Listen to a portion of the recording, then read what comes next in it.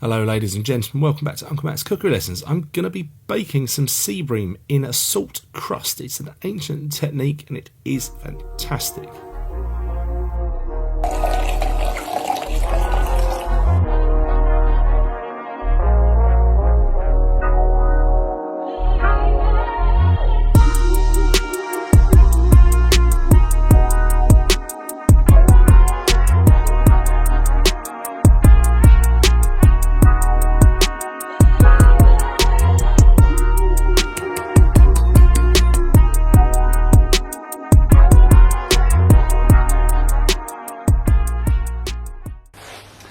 Hello, I'm going to bake some sea bream in a salt crust. So salt baked sea bream with some herbs and things for flavour. It's going to be absolutely delicious.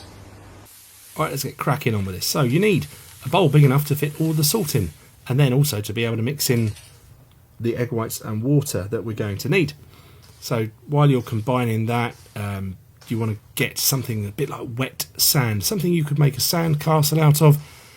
So in between me doing that, let me just explain the history of this. This dates way back to the 4th century BC with the Greeks. Well done, the Greeks.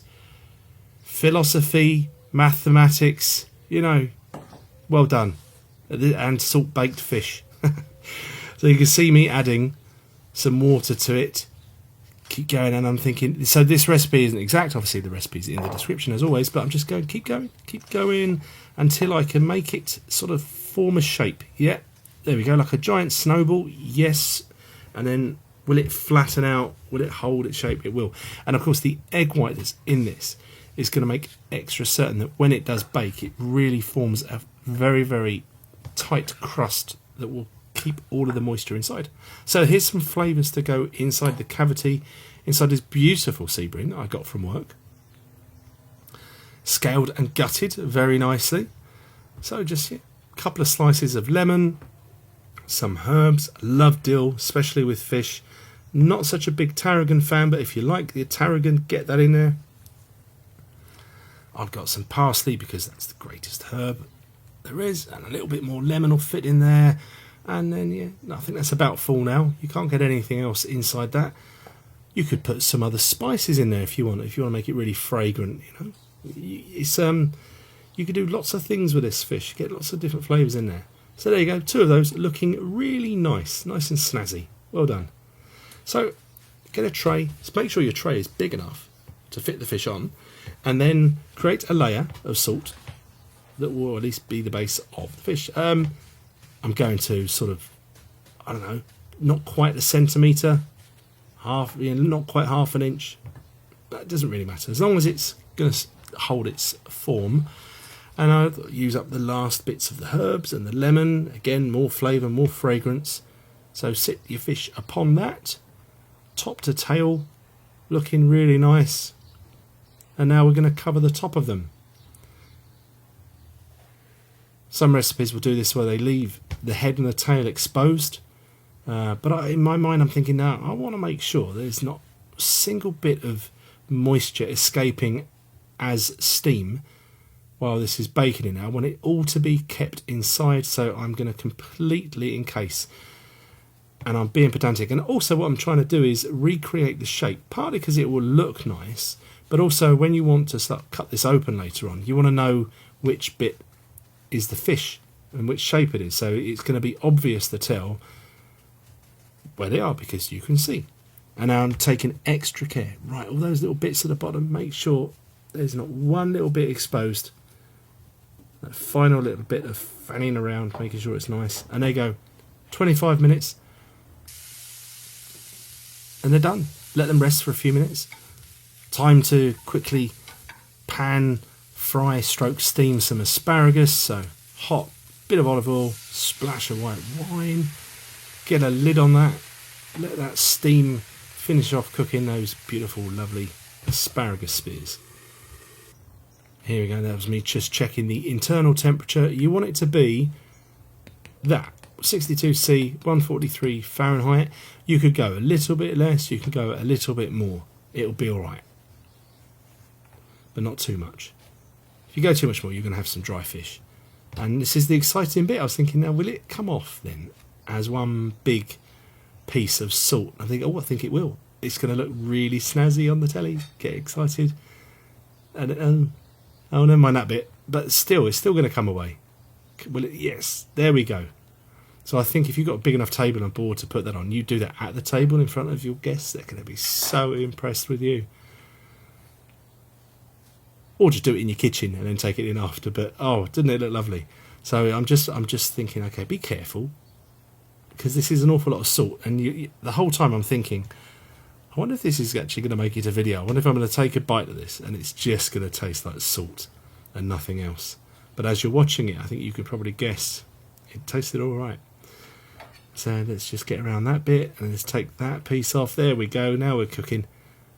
And you can see the steam escaping as soon as the salt comes off. So it's definitely worked. Bit of salad to go with it. Tomatoes and chives. Bit of seasoning, obviously. That looks nice, doesn't it? Now, to be able to do this properly, I think you need to transfer it from the salt bed onto a board. And you can do that like that. And now, by scraping off the skin, theoretically, you should be removing any of the salt from being in contact with the flesh, which is the bit we're going to eat. So take your time, scrape it all back, the bit around the head as well, like that, and then just you want to get the flesh off now, and it should come away from the bone nice and easily. Any sort of baked, roasted fish, barbecued fish, once it's on the bone, once you've cooked it, the flesh separates very naturally away from the bones. My mate Eugene will be impressed with this bit, I think. Let me know in the comments, Eugene, if you like my chef de rang or maitre d' skills there. I think that's coming along quite nicely. So just spoon and fork, I think, is the nice way of doing it. Get that away there. And that beautiful, moist, juicy flesh is so, so gorgeous. Look at it. And then I'm going to show you how we get the rest of it. So what you've got to do is now you've got to take away the bone. Anyone watch my Dover Sole Meunière video would sort of, okay, yeah, we got the idea. Uncle Matt, we know we sort of pull the bone and it comes away in one piece. And you just feel really clever because it sort of looks like a cartoon fish.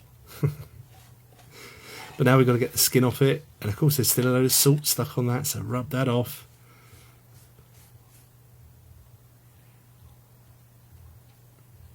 So it is a bit fiddly, but hopefully you're going to find that the end result is really worth that extra bit of fuss. And it's just nice to add another technique to your repertoire, I think, don't you? There we go. Pop it on a plate, make it look nice. A little bit of rocket. We call that rocket. In the States, you call it rugula, right? We call it rocket. Same thing, though. Bit of lemon on the fish, of course. And that's it. So all we need now, really, is a nice glass of wine, and I'm going to hand you back over to me. Right, okay. Salt baked sea bream. I've got some salad, some asparagus, some vino. How good is this sea bream? What I'm hoping for is juicy moistness, not over saltiness.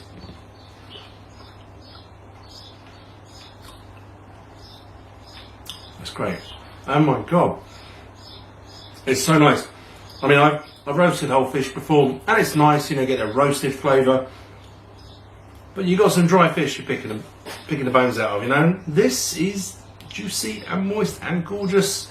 I could have even gone maybe 5 minutes less in the oven.